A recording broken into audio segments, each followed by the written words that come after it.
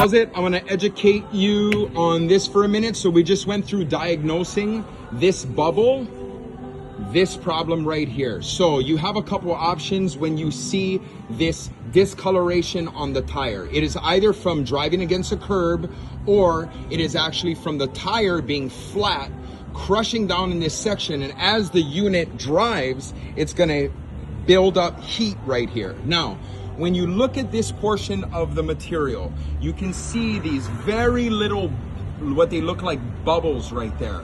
The bubbles is obviously an abrasion from either scraping it or driving on it low, and you got to think of it like the rubber is actually boiling, right? It's not actually boiling, but it acts like it's boiling. It starts to break down itself. Now, considering that there's a bubble here, you would assume that the tire was actually damaged here, which caused the bubble, or when a tire is deflated and this sidewall gets hot, it gets soft, which then could cause somebody to hit something here and have a broken belt. Now, the reason why I know there's a broken belt is if you see there's high spots and low spots, high spot, low spot, high spot, low spot.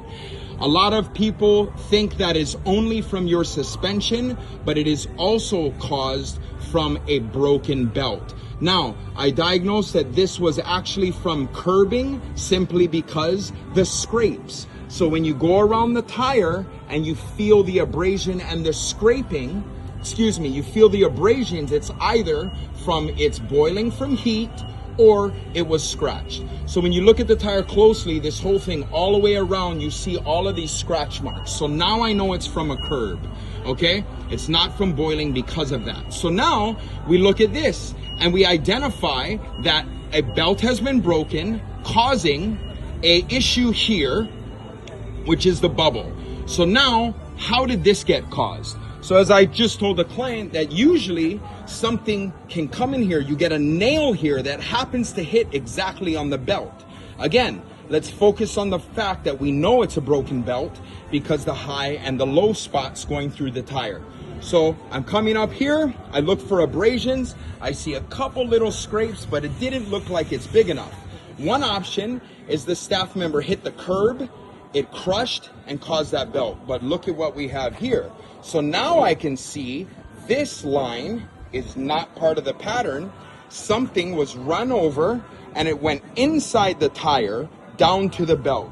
I had a screwdriver a minute ago, but basically if I lift this open, you're gonna see all the metal in there. So, completely unrelated, the driver did drive against the curb, did not cause this. This was caused by a road hazard hitting itself inside, breaking the belt, causing that rubber, and then continuous broken belts all the way around the tire.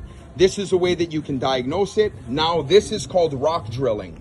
This is a rock that is gone. Oh, here's my, thank you, Tessie. So this is rock drilling right here. So the rock was stuck here, and that is actually metal. So there's no longer, if you can see in there, you can see this belt is broken too. This is down to metal, all metal inside there. Look at that. Boom. This rock drilling, broken belt all the way around. One thing on the rock drilling, in this tire, Michelin MH70, one of the best mixed service tires on the market, this open gap that stops right at the bottom of the casing is susceptible to rock drilling. So the rock got stuck here, broke the belts. Even if this one didn't break it, this one did.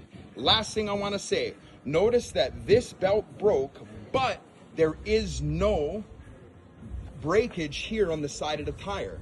It's because it just so happened to not hit a belt affecting the side.